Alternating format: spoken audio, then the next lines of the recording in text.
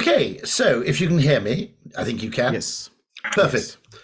The first thing I'd like to say is I think it's possible. Now, obviously, I want to believe this is true because I work in marketing. You will want to believe it's true because you work in marketing. I think it's possible that marketing is actually, and I don't just mean by marketing, the marketing that is actually practiced by marketers. I think it's possibly true that psychological factors, context, perception, strange muddy areas of human psychology play a much, much bigger role in human behavior. Whether that, by the way, is in donor behavior or indeed in other forms of human behavior, which a not-for-profit may seek to influence, like environmental behavior, okay? I think it's perfectly possible that these psychological factors play a much, much greater role than anybody admits, okay? And the reason I say this is partly something I call the Belgian problem.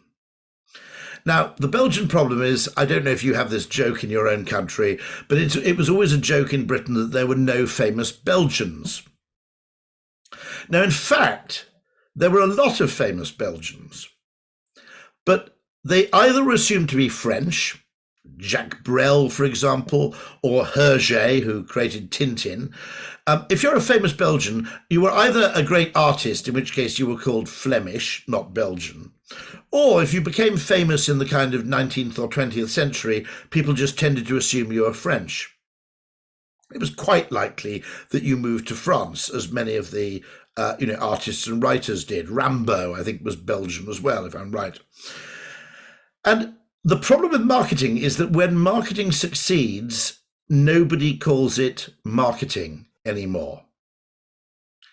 Nobody ever says when they're persuaded to do anything, they never say, I was persuaded to do something.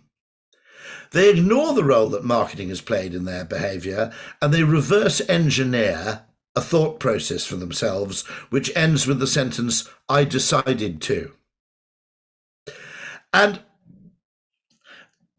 also, once people have decided to do something, once people have changed their minds, they always forget how slow it was for them to change their minds at the time. They see it as a kind of, a single kind of epiphany. I decided to buy a mobile phone, okay? Whereas in reality, the process that led up to that decision involved an awful lot of stimuli and other events. People basically don't know what it is inside their minds that gives rise to their emotions, and it's the emotions that drive the behavior. And because they don't know why they chose to do something, or indeed why they like something, okay, they just write a story. They write a rational sounding story that explains it. And so someone beautifully, I think it's what an anthropologist said, humans are not a rational species, they're a post-rationalizing species. In that once they've made an emotional decision to do something, they effectively reverse engineer a rational explanation for why they adopted that behavior.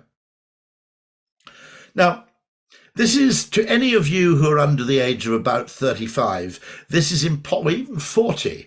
It's impossible for you to believe what I'm about to tell you. But in 1989, I used a mobile phone on Oxford Street, probably the busiest street in London. And two people shouted abuse at me from passing cars. What we tend to assume when we look back at history is the mobile phone didn't exist.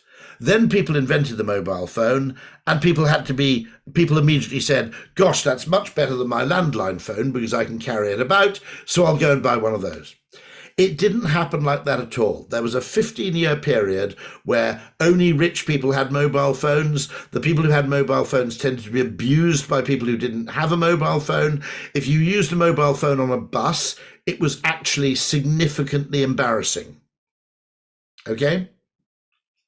But similarly, we come to the point where we make a decision because of an awful lot of unconscious influence. But then having made the decision, we don't go, I was finally persuaded to buy a mobile phone. We say, I decided to buy a mobile phone.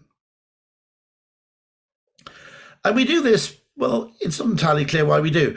One person put it very beautifully. He said that humans haven't really evolved a faculty of reason in order to make decisions. They still primarily make decisions emotionally, instinctively, the way dogs make decisions, cats make decisions. Evolution doesn't care about rationality, how rational a decision is. It only cares about how much that decision contributes to survival. And so, in a sense, we don't have a rational sense in humans, a conscious rational sense to inform and help us make better decisions. For some reason, we've evolved the brain of a lawyer, which was we've evolved a function in our brain which creates a backstory as to why we did something in order to defend our actions to others or to attempt to persuade other people to adopt that behavior. David Ogilvy never said this. It's often attributed to David Ogilvy, but people say that claim that David Ogilvy once said, the trouble with market research is that people don't think what they feel, they don't say what they think, and they don't do what they say. And so asking people why they did something will always get the answer, I decided to do it because I like this, or I wanted to be able to do that. At the time they made the decision, that was possibly not much to do with their reasoning at all. It was driven emotionally. Kumal Galhotra, who is the Indian-born head of Ford North America, describes car making as 100,000 rational decisions in search of one emotional decision. That you spend hours after hours talking to engineers, sorting out the drivetrain and the suspension and the floor pan and all the details of the car, the safety rating and all the rational decisions. But if you can't fundamentally produce a car that emotionally people want to buy, all of that rational activity is a complete waste. And in the same way, you can have the best charity idea in the world, but if you can't fundamentally gain people's emotional affinity, you won't have many donors. And if you look at it, by the way, notice I mentioned the fact that when someone does brilliant marketing, nobody says that was brilliant marketing. They say that's a brilliant product. When someone is extraordinarily successful in business, I'll give you Steve Jobs, Thomas Alva Edison, Colonel Sanders, St. Paul, slightly unusual example, or I mentioned Steve Jobs, or for example, Henry Ford. They go, what a brilliant businessman he was, what a brilliant inventor he was. They weren't necessarily brilliant inventors, they were brilliant at marketing. The first iPhone, bear in mind there was no app store when the first iPhone came out, didn't do very much. It was a phone with a touch screen that also allowed you a web browser to store some music and to check the weather. Oh, there was a calculator as well. There were none of the apps you currently see now. It didn't do very much, but what it did delightfully. And so my contention is that marketing is a bit like being Belgian. When it works, when you succeed, no one ever refers to it as marketing anymore. It becomes invisible. There's a poem in English written by a man called Sir John Harrington, who lived, I think, in the 16th century. He was interesting because not only was he a poet, he was also the inventor of the flush toilet. And Harrington said, treason never doth prosper, and here's the reason, because when it doth, none dare call it treason. And he spotted the same asymmetry of perception, that when you have a successful act of treason, nobody calls it treason, they call it a successful revolution. If treason fails, of course, it's called treason. The people who took part in the failed revolution are all arrested for treason, and they're put into prison, or in the 16th century, they're hanged. But when treason succeeds, you become the new government, you start defining what things are called, and no one dares to call it treason. And so Kit Harington, inventor of the flush toilet, poet, and also the direct ancestor of Kit Harington, who plays Jon Snow in Game of Thrones, just a little bit of trivia for you, Okay, he spotted this same asymmetry of perception. And I think there's a problem with marketing because whenever it succeeds, we attribute the success of successful marketing to everything except marketing. And I think that's a terrible problem because I think it's perfectly possible that marketing actually determines the success of much, much more than we actually think. That what's necessary in order to get people to give money, what's necessary in order for people to change their behavior, is much more driven by marketing expertise. Most people, apart from marketers, don't have any interest in suggesting that marketing was the reason for their success. A product designer wants to believe that they designed a superior product, and a manufacturing or logistics person wants to believe that your product is profitable because of the low cost of manufacture enabled by people in logistics and manufacturing. The shareholders want to believe that, you have a kind of lasting inherent product advantage. They don't want to believe that the reason for your profit is something as apparently fluffy and, difficult to quantify as marketing. But quite often the thing we care about isn't the thing we talk about. Now, if I asked you, all of you, some of you will like tennis. And if I asked you, what is it that makes tennis so good? You will come up with lots and lots of different explanations. It's fast-paced, it's exciting to watch. It's a great televisual sport. It's fundamentally the women's game is equally good as the men's game. There are lots and lots of reasons. Now, the interesting thing is that the chat point is absolutely right there about politics, by the way. And so what we tend to do is we ascribe to ourselves and we post-rationalize the reasons why we like tennis. Now, I'm fairly willing to bet that not 1 in 500 people, if asked to explain what made tennis so good, would actually say the scoring system. But when you think about it a bit more deeply, it's the scoring system for tennis that's the real work of genius. Because an uneven game doesn't last as long as a game where the players are evenly matched. So you never have the experience that watching tennis is a waste of time. Now, imagine if the rules of tennis had been different in only one way, which is it was scored exactly like basketball. In those conditions, most of a tennis match would be unwatchable. Okay, you'd have something like Nadal leads so-and-so 107 points to 43, or whatever it might be, or 57 points to 24. And you go, this is a total waste of time watching this because the game's already over. What's the point? And yet, nobody notices this.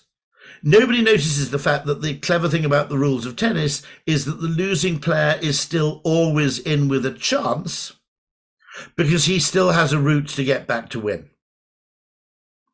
And what I'm saying is that the success of a lot of things, including the iPhone, I would argue, are down to marketing. My wife is a vicar in the Church of England. And if ever she gives me a hard time about working in marketing, I always say, look, nobody would have heard of Jesus if it wasn't for St. Paul. That most things that are really successful are successful because someone has not necessarily deliberately, quite possibly accidentally, has worked out a way to promote them.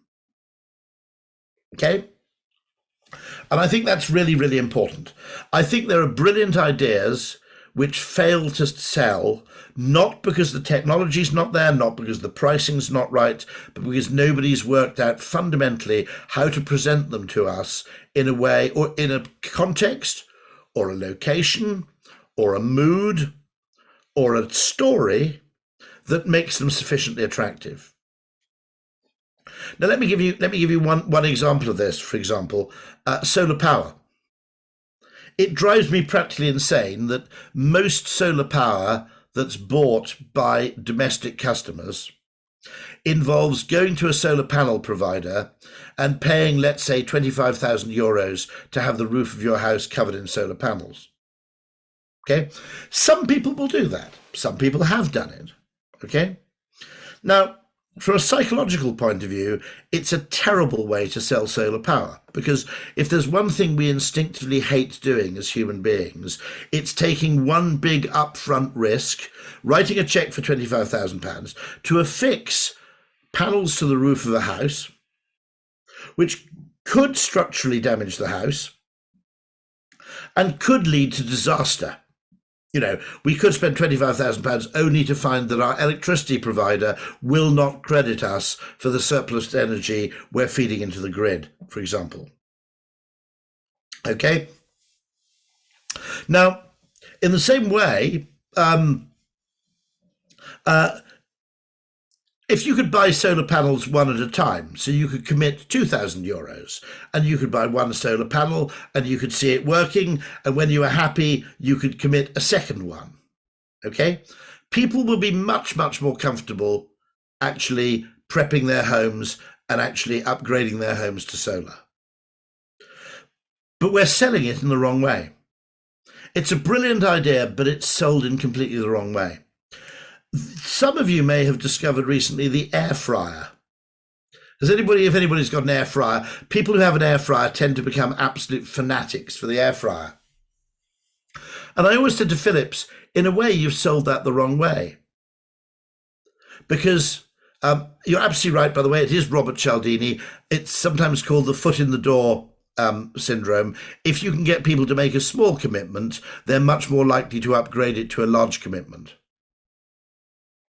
There was a famous experiment where they asked people to install a sign on their lawn saying, "Drive carefully, we love our children." And almost everybody said no.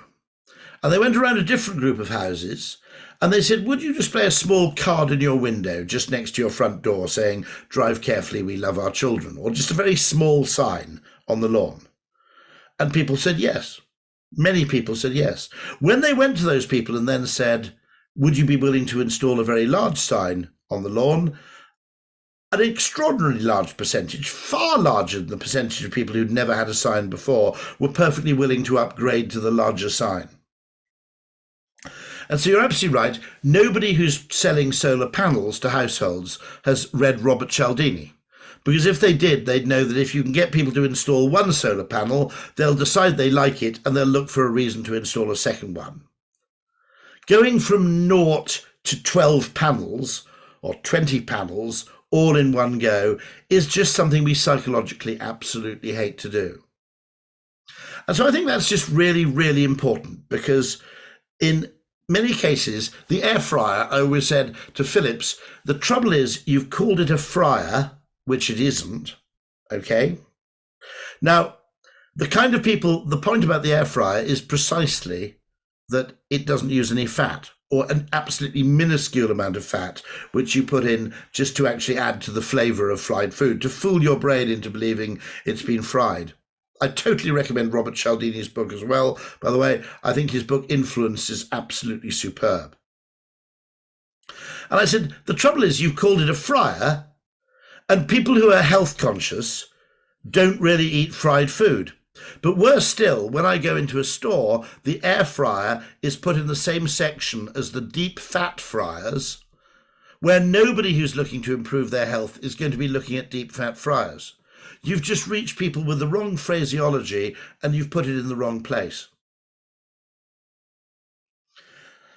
And so I think it's perfectly possible that once you factor in the Belgian problem, far more of what people do is actually driven by influence, to use Cialdini's phrase, than anybody likes to believe. And as a result, when they describe the reasons for their decisions, they certainly don't talk about the subconscious influences, because they weren't even consciously aware of them. And they then tend to downplay the effect that marketing factors had on their behavior. Very few people will say, I bought an electric car because 2 of my friends had one.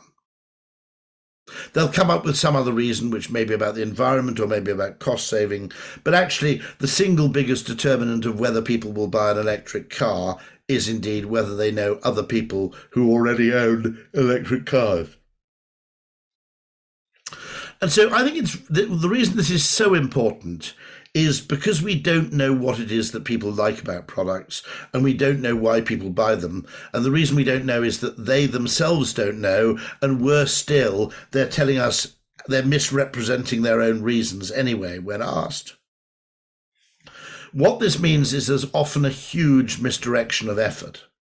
Now, last time I presented, I showed you those case studies, which Madeline may well be showing you anyway, where 5 things, none of which would ever have been cited by a consumer as a reason to give money, were hugely decisive, increasing the average donation rate to a door drop for Christian Aid in the UK.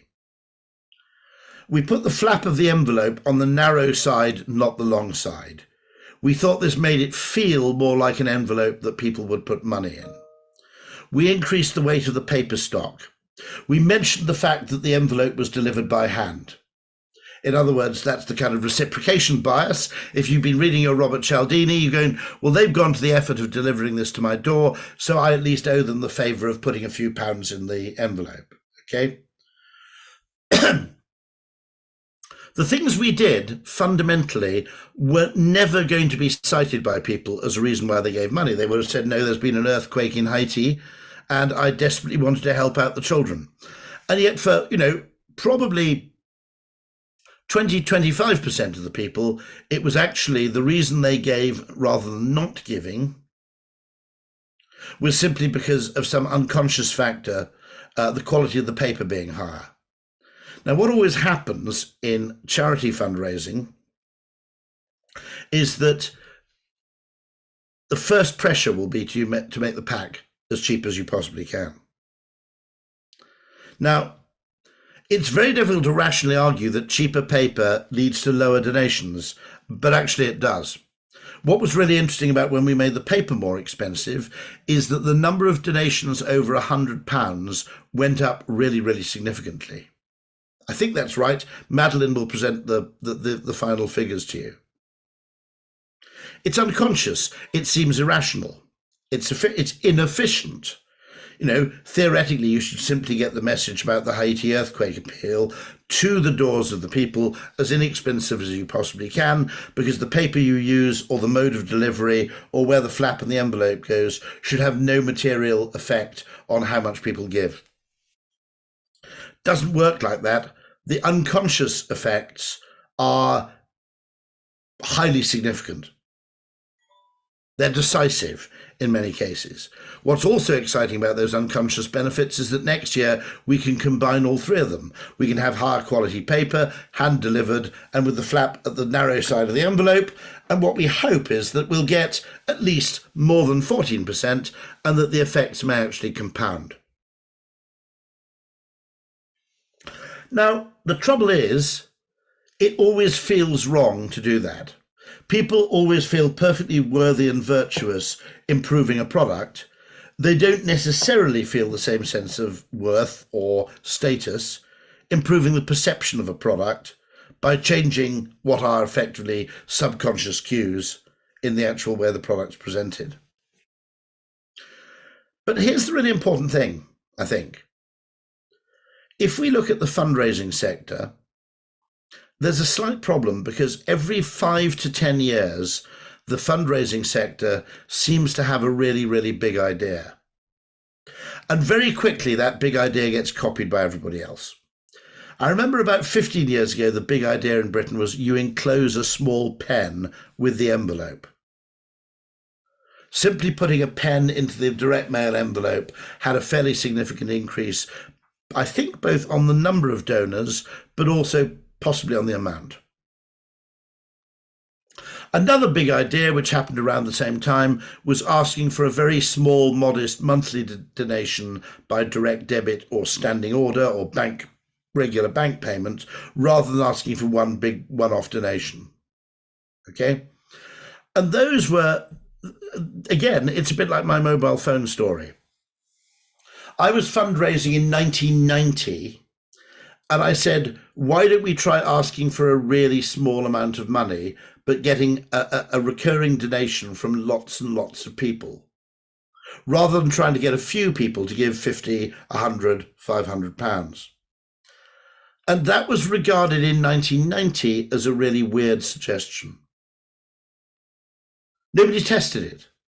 It was eventually discovered, almost by accident, that this was an extraordinarily good and effective way to fundraise, because although the average donation size went down, the number of donors went up, the lifetime value was actually quite considerable.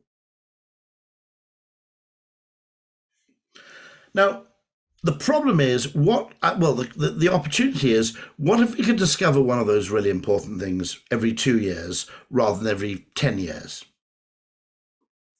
Well, I think we can, but I think it requires charities to do one thing. And I'll explain, and those of you who saw me speak last time will be expecting this. I'll explain partly with reference just to bees. Oh, I can't actually share the screen. Don't worry, I don't need to share. Wait. Okay. It should be possible just right now. Yes, I can. There we are. I'll just very quickly show this. Now, those of you who know that bees have a waggle dance. What they do is they go and do a dance in front of other bees, which explains in what direction and at what distance they've discovered a good source of nectar or pollen or resin, I think are the three things, possibly water, that bees collect. And the other bees know that's handy. I don't have to waste a lot of time looking for pollen, because if I follow the instructions of the waggle dance, I'll know that if I travel a mile to the northeast, I'll go and find some pollen and I'll go and find some nectar. And off they go. But bee scientists were absolutely astounded to discover that, much to their amazement, they discovered that that 20% of bees ignored the waggle dance. They just went off on their own at random. And they thought that's very strange. You'd think that bees would want to maximize the efficiency of pollen collection by having a high degree of compliance with the waggle dance. And indeed, in the short term, if bees all complied with the waggle dance, you would, in the short term, collect more nectar and more pollen. But two things go dangerously wrong there. And this is why bees don't all follow the waggle dance. Bees have been around for 20 million years, but what they've learned in 20 million years is it pays to be slightly inefficient. Or, to use a term which actually occurs quite a lot in the field of artificial intelligence, or AI, bees know that there's a trade-off between exploit and explore. And if you put 100% of your resources towards exploit, when your pollen runs out, you've got nowhere else to go. You've been over-optimized on the past, and if the environment changes, you don't know where else to go. Secondly, you'll never get lucky. You'll never discover any new sources of pollen. You'll never discover any exciting pollen that nobody ever knew was out there. Okay? And to a great extent, one of the things I worry about, which is just an analogy, is that digital marketing is, because it measures short-term returns, is too much about the exploit and not enough about the explore. It's hunting for customers we already know about, not trying to find new sources of donation which we never anticipated. For example, if you get people to donate by mobile phone, by text message, the demography of donation, of the donors, trends quite a lot younger. I think that's right, isn't it? I've seen various bits of evidence that suggest this. That what young people do not do is write checks or put them in envelopes or post them back. Young people generally don't do that. But if you give them another young person's way of donating, they're quite prone to donate. So you have to, if we're not careful, we become fixated with the idea that the typical charity donor is old and female, because the media we are using to actually attract those donors tends to appeal to people who are older and more female and like a free pen. And there's a danger of a self-fulfilling prophecy in information. 100% of our pollen comes from the northwest, therefore we're going to send out 100% of our bees to the northwest.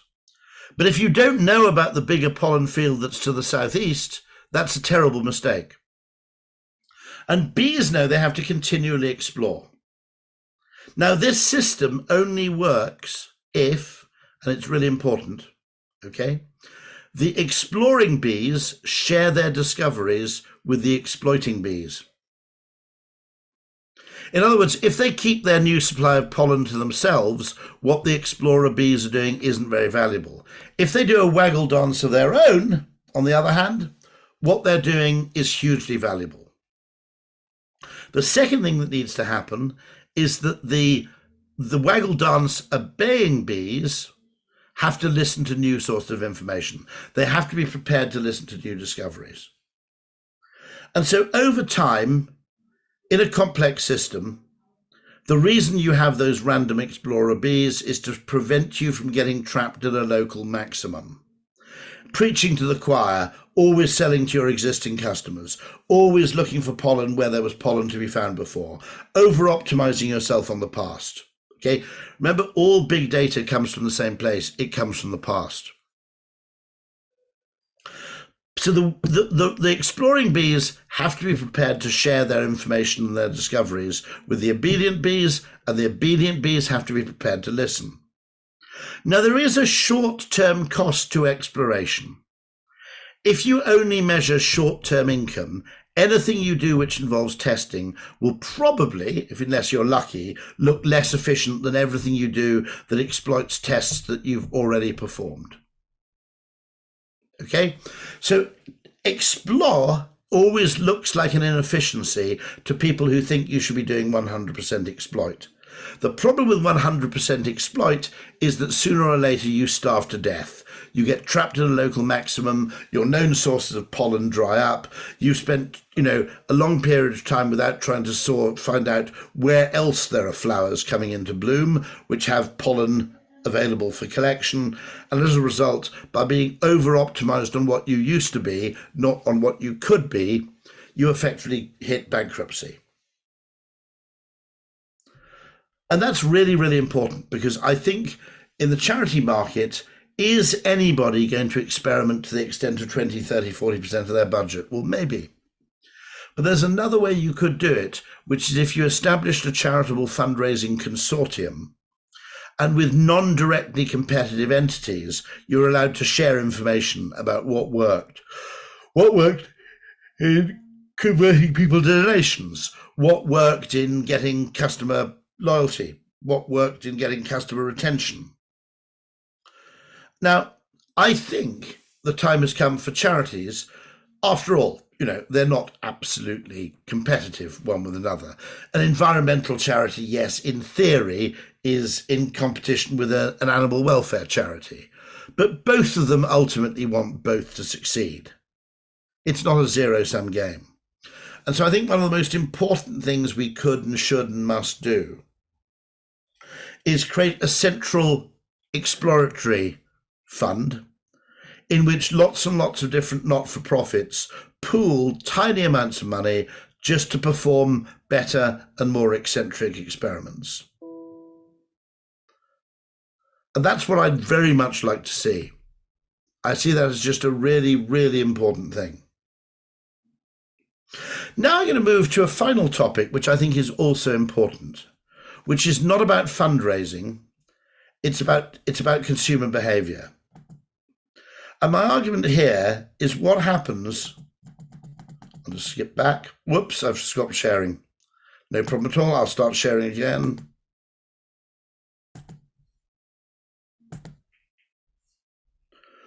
What also happens when you want behavior change, not in the shape of donations, but in the shape of environmentally sustainable behavior? That, I think, gets very, very interesting. Because, well, I'll show you an example. This is probably the easiest way to describe it, okay?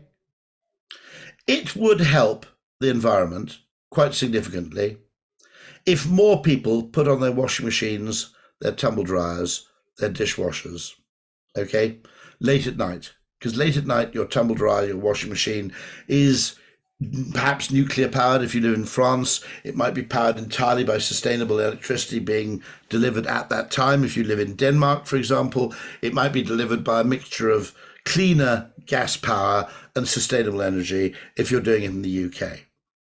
If you put your washing machine on, by contrast, at 5 o'clock or 6 o'clock, it could coincide with a lot of other washing machines going on, combined with heavy industrial use of electricity, which means ultimately that you'll end up you'll end up having to start a coal-fired power station just to meet the spike in demand. But how do you persuade people to do it?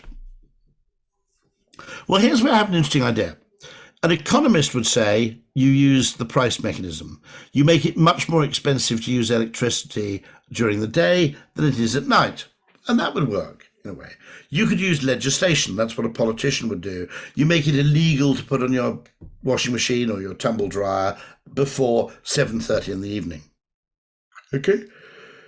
Both of those would work, but I think they would actually reach a significant backlash. Let me explain. Imagine if you work nights, okay? Well, the first complaint you're going to get if you make it illegal for people to put on their washing machine during the day is, what about people who work nights and leave the house empty? The first people who will come to you furious are the fire brigade, and the fire brigade will say, we don't want people who work nights going out and leaving their tumble dryers on unattended in a house just to save money, because actually, or just because the law requires it, because actually what we know is that a huge number of house fires are caused by tumble dryers catching fire in unattended homes. So this is an area where persuasion is arguably better than compulsion. And there are two reasons for this. One, you don't need everybody to adopt the new behavior, okay? It's not necessary for absolutely everybody, people who work nights. What about people whose next door neighbour lives and has a bedroom underneath their washing machine? Well, those people aren't going to be very popular if they put their washing machine on at 11:30 in the night, because at 1:30 in the morning, that machine's going to go into the spin cycle, wake up the couple who are sleeping downstairs, and basically cause you to fall out with your neighbours.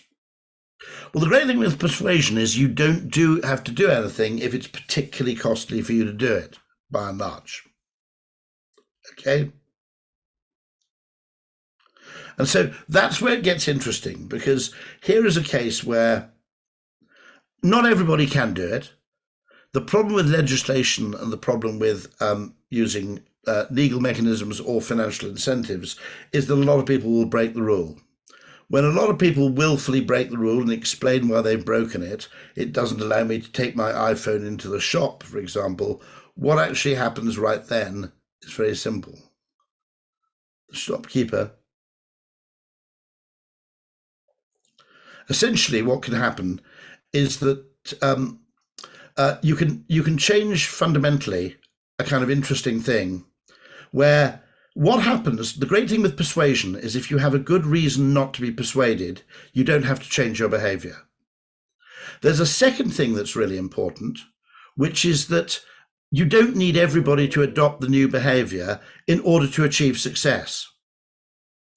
And this is something that really interests me about getting environmentally sustainable behavior off the ground, which is you don't need everybody to do everything at the same time, all at once, simultaneously.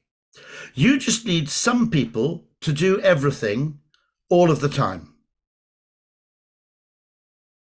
And it occurs to me that we might have a problem here, which is that nobody has translated environmental goals into individual human behaviors. So if I scroll down a little bit further, okay,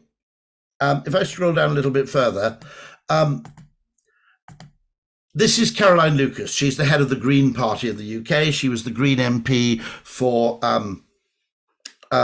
Brighton. Once a year, she flies to the United States. She gets a lot of grief about this. The simple fact is that her son lives in the United States. Once a year, either her son is going to fly over and see her, or she's going to fly and see her son. I think it's reasonable, okay? I don't think you can ask people not to see their own children once a year for environmental reasons. Okay? I just don't think it's a realistic ask. Everybody has different things they can do to help make the world a more environmentally friendly place, which they can do at different times, not necessarily all the time, but some of the time. So let's imagine for a second, we just gave everybody, there was a climate body which said, we want you personally to sign a pledge. Now, when that pledge is signed at the state level, it is, we will reduce carbon emissions to so much per ton, per customer, per inhabitant by 2015. Okay? Or 2050, or 2040, or 2030, or whatever. That's an aggregate aim. But in order to get human consumer behavior to actually help attain that aim, not all of it will be achieved by changes in consumption. You have to do something differently. Okay? What you have to do fundamentally is you have to give people a menu of options which they can adopt, so they're always doing something. They're never doing nothing, but what they do varies from 1 year to the next, 1 month to the next, or is allowed to vary according to their personal circumstances. You don't want people who work nights to turn on their tumble dryers at night when they're out to save money. It might start a fire. You don't want people whose next door neighbours live underneath or sleep underneath their washing machine to put their washing machine on late at night. Okay? You don't want that to happen. What you want to do is give people 20 things they can do. Maybe it's 7 small things, 7 medium-sized things, and 7 big things, and say, every year we want you to do 2 big things, 2 medium-sized things, and 2 small things. We want you to amass 50. Now, what could those things be? Pledge not to buy new clothes for a year. Now, you probably can't do that if you've got kids, okay? But you can do it if you're 57, trust me, okay? Pledge to put your washing machine on late at night. Pledge not to fly 1 year in 2. I can do that. I actually asked a group of frequent flying businessmen if you could pledge to become vegan for 6 months, right? Pledge to become vegetarian for 6 months. Become vegetarian for 2 weeks out of 4. If you ask everybody to give up meat forever, everybody's going to say no. If you ask people to give up meat 10% of the time, maybe 30% of people, maybe 50% of people say yes. What happens if 10% or 20% of those people all give up meat for the same month? Now what happens is what we've seen happen with veganism, which is more and more people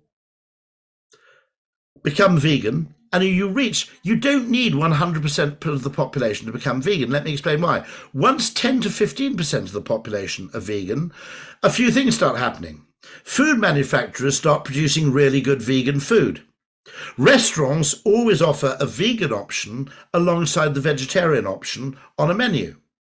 When you say to your friends you're vegan that month, because 10% of people are also vegan that month, nobody thinks you're weird, and you don't have to spend 3 hours justifying yourself with reference to animal cruelty or animal liberation. So the first 10% is the difficult 10%. And yet by actually allowing people to say, here is a menu of environmentally sustainable behaviours. Don't buy clothes for 12 months. Okay, people will cheat a bit, by the way. They've got a wedding to go to. They'll probably buy a new piece of clothing. You never know. Okay, they'll cheat a bit. By and large, religions knew how to design behavior change programs. They had Ramadan. They had Lent. Okay, they got people to fast, or you didn't eat meat on Friday, for example. All these things like Movember and veganuary. Okay. We've stolen the idea really from religions, which said, don't ask everybody to do everything all the time. Ask everybody to do something some of the time. I would actually happily pledge, I fly a lot. I would happily pledge not to fly for 6 months at a time. If you said to me, can you pledge not to fly from July to December, okay? What I'd say I asked a group of very frequent flying businessmen, I said, if you could say to your employer, I'm not going to be flying for the next 6 months, and 6 other employees of yours had said, to meet my carbon neutral pledges, I'm not going to be flying for those 6 months. So your employer would have to concede that it was a reasonable thing. How would you react? I said to these people. And they said, all but one of them, out of a group of about 12, said, secretly, I'd be delighted. I get sick of flying. I feel I have to fly because I'm pressurized to do it. But if I had a credible excuse not to do those things, I'd be delighted. So I think there's something really interesting about persuasion, which is that legislation tries to get everybody to do everything at once. Economic incentives force everybody, regardless of their context, to do something they may find difficult to do, or else you punish them financially.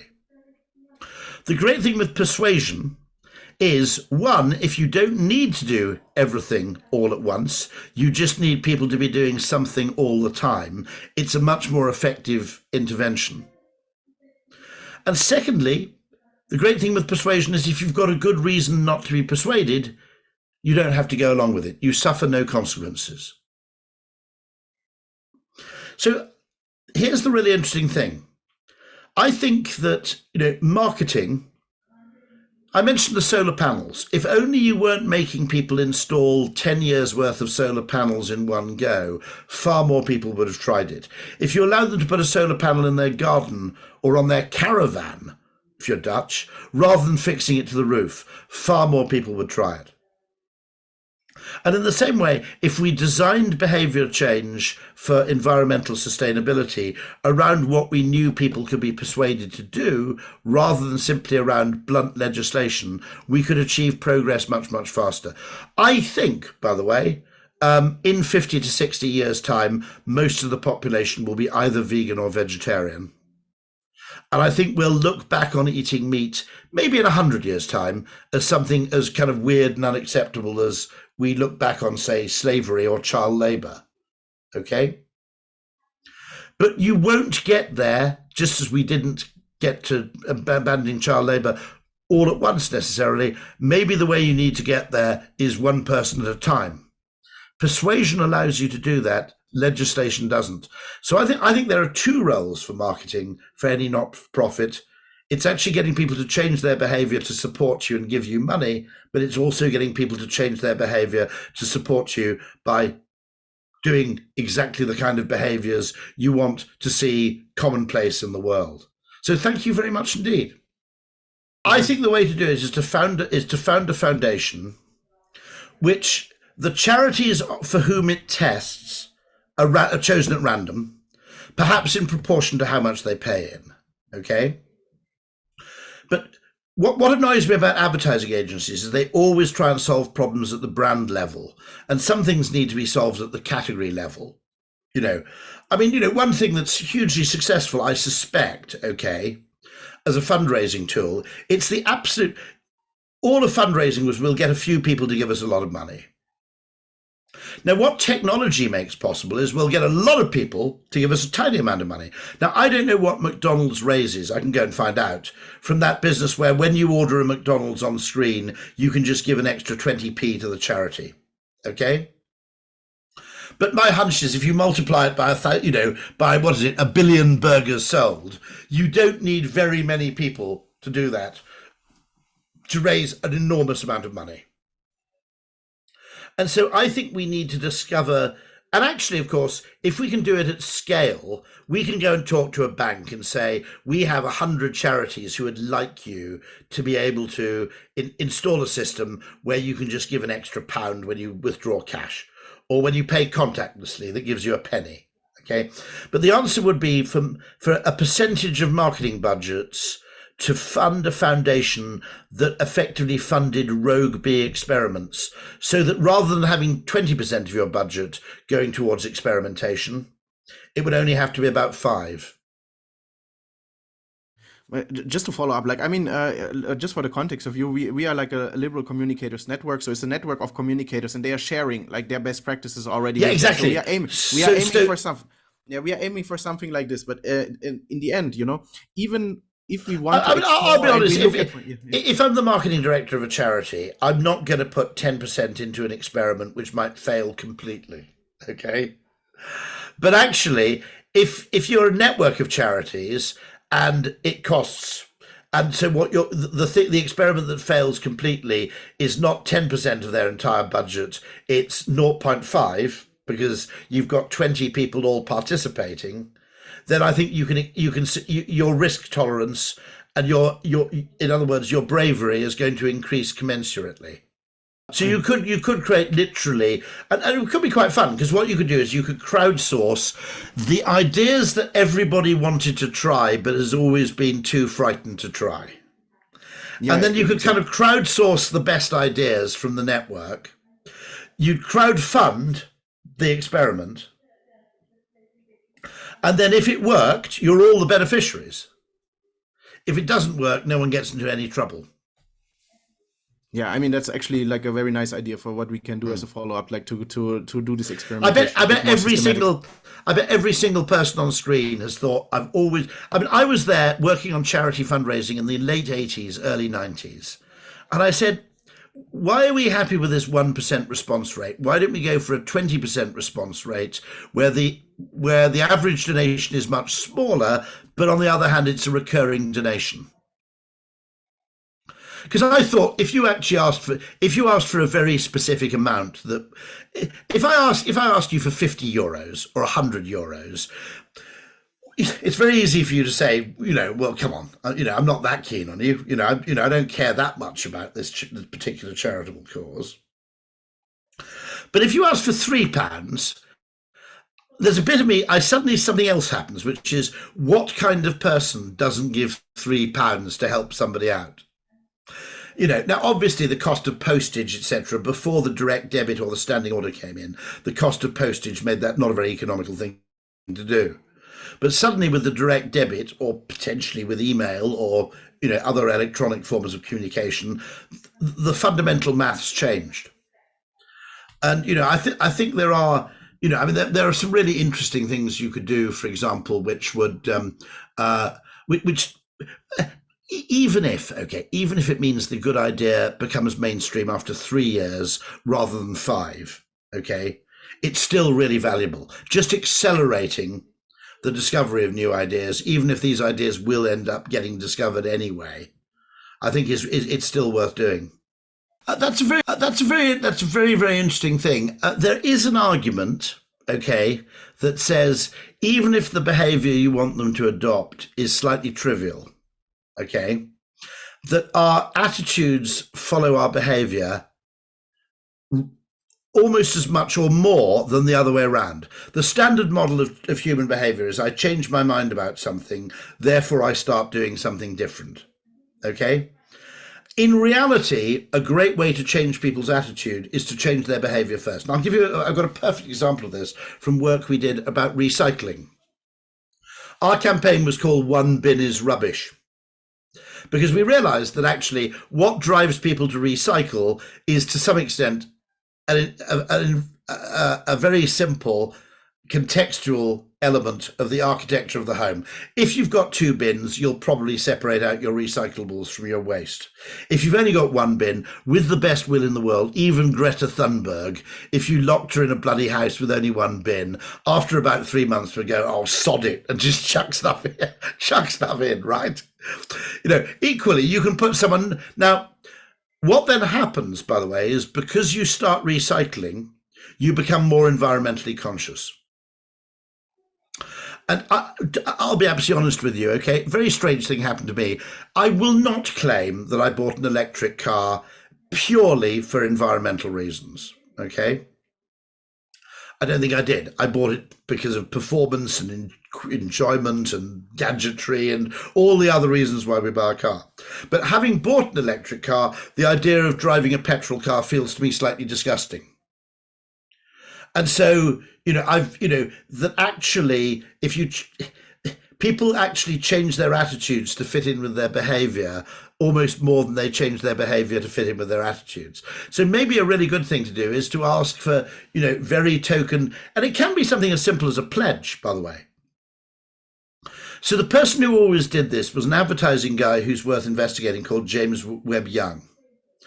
And James Webb Young, he started out working in commercial advertising and then decided he just wanted to work for good causes. He was probably the man who came up with the name Friends of the Earth. Sorry, not James Webb Young, I've got that completely wrong. He's called Howard Luck Gossage. Howard Luck Gossage is probably the man who came up with the name Friends of the Earth, for example. And what he said, interestingly, is he said every ad he did always got someone to do something. And it might just be write to their senator, okay? It might just be sign a thing, put this sticker in your window, buy this T-shirt. But he had this view that actually, he always said, don't try and pattern elephants to death. You know, one spear to the heart is what you do. And he always tried to create a behavior which would promote the attitude. With one bin is rubbish, we basically said, look, if people have 2 bins, they'll recycle more. If they recycle more, they'll become more environmentally conscious. And funnily enough, when you do have 2 bins, you discover a selfish benefit to recycling, right? Now, you don't need, if you can mix a selfish benefit with a pro-social benefit, and we tend to have a false dichotomy of this. We tend to go, there are altruistic things I do through the kindness of my own heart, which just involve personal inconvenience and suffering, okay? And then there are selfish things I do, which are all about me. Actually, when you do have 2 bins, what you notice is that you have a bin with things that smell, okay? And you have a bin with things that don't, okay? And what's quite nice is you go, when you come to, if you can't be bothered to take your rubbish out, you take the smelly rubbish out really frequently. But actually you might go 2 or 3 or 4 weeks, you know, with a bin full of cardboard. Who cares? It's got cardboard in it. It's not going to smell. It's not going to decay. It's not going to become horribly stained and disgusting. And actually you go, it's actually much more convenient separating my rubbish into 2. Because there's the rubbish I really need to take out. There's the rubbish I don't have to worry about. And so, you know, I once cheekily said, you know, if you want people to recycle paper, sell them a shredder, because the shredder makes recycling paper really enjoyable. Okay. And actually, the electric car really succeeds. It would never have succeeded if electric cars were significantly worse than gasoline cars. Where Elon Musk, in a sense, is an environmental hero, even though he's a weirdly right-wing guy, is that essentially he made electric cars better than gasoline cars. The influencer marketing thing is very, very interesting. I don't know enough about influencer marketing for charitable or pro-social causes. I imagine, I mean, there is an interesting thing, by the way, which is that I think there's a bias towards too much digital marketing. You know, it's already 60% of ad spend. It's going to be 70%, they predict. That's probably too high because there are certain tasks for which something apparently old-fashioned and inefficient like direct mail does something which very few digital media do, which is it puts you in the frame. It gives you a crunch point where you have to make a decision, yes or no. And sometimes the problem with digital marketing is it's too easy to ignore. Now, one great thing about direct mail is that actually, as volumes of direct mail have fallen, the impact of direct mail has gone up correspondingly. And secondly, oddly, my kids, when they receive direct mail, find it really, really exciting. So we've always got to forget that things are always changing. There's always a really interesting cycle. However, and this is an area which I think is worthy of experimentation. I think the use of live video, whether it be Zoom or whether it be, you know, live streaming, possibly involving influencers, but actual real-time video of problems, okay, is an unexplored area in charity fundraising. So the very live nature of something fundamentally changes psychologically how we process the information. The idea that this is happening now and you can right here and now give money to this school, okay? And and I could in real time go to a school that's been bombed out or has has been suffered earthquake damage, and I can say, let's see how much money we can give to this man who wants to repair the school, and you could see it happening in real time. Okay, I think that's a really interesting thing. And by the way, you mentioned that concretization thing, about Vatican, wasn't it? You mentioned the whole thing. I mean, fundamentally, one finding of charity fundraising is people will pay for concrete things much more readily than they will for abstract things. It's why Donald Trump said, he didn't say we'll reduce immigration, he said we'll build a wall. And I hate to say this, okay, because I know nobody likes him, but Trump in his funny way is a very clever, cunning, evil, you might argue, but I'm happy to take any of those three, okay, but he's a very good marketer in that he always makes something concrete. But that ability, I think, to use and also to gather people together collectively so they can see the money that other people are giving.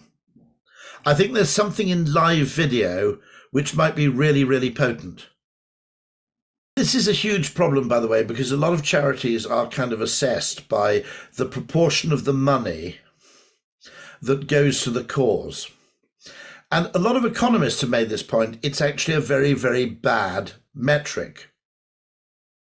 One way of doing this is to get a large donor to fund your marketing efforts so that you can say 100% of every penny you give goes to the cause. I'll tell you a story which illustrates how this was done, okay? Now, obviously, if you raised money, now it's a very stupid thing to say that a charity that gives 100% of its income to causes is necessarily a good charity. You could simply throw money out into the street, okay, and make that claim. A well-run charity should have a lot of people evaluating the efficacy of its programs, evaluating the efficacy of its fundraising activities, evaluating, constantly where money would be better spent. And that's, a cost which is not money going directly to the victim or to the cause. But John Maynard Keynes, no less, the economist, when he was the bursar of Trinity College, Cambridge, got that right? No, King's College, Cambridge. When he was bursar of King's College, Cambridge had £1 million to spend. They had two things that needed £1 million. They had King's College Chapel, which many of you probably know what it looks like. It's an incredibly beautiful building from which our annual carol service is held and goes out to Australia, New Zealand, Canada, and everywhere else. And then it also owned the Arts Theatre in Cambridge, which is a theatre which is mainly used by students and visiting, it hosts plays.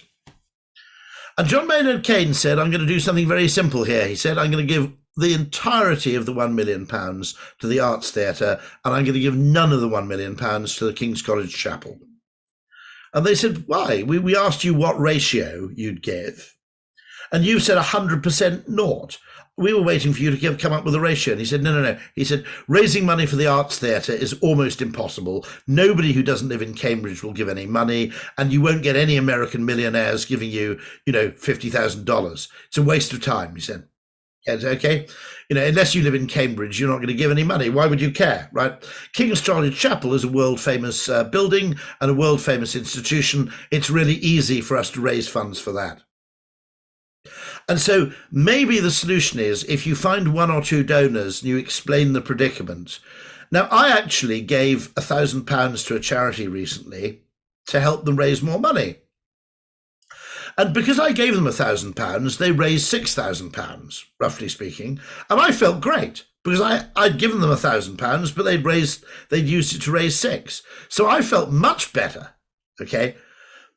So it's probably the dream solution is to find one or two benefactors who will support your back office in order then to make the claim to everybody else that none of your money is supporting back office salaries. And what it is, it's two different stories, okay? The story to the person, the story to the small donor is you helped save King's College Chapel. The story to the big donor is your £1,000 helped us raise £5,000 for King's College Chapel. Analyze through that lens. The alternative is you ring fence and explore budget, and you say we do not evaluate this budget in a short-term returns basis. We evaluate in the long-term value basis. In other words, if once every 3 years it discovers something that's, that makes the rest of your fundraising 10% better, okay, then it's worth doing.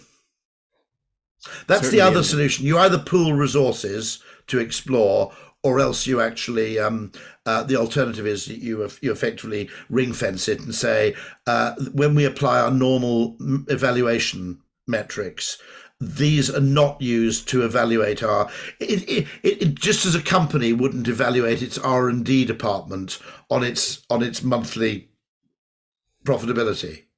If you're a pharmaceutical company, you know how you evaluate your research function, by the way, is very, very long term indeed. It's one thing every 8 years.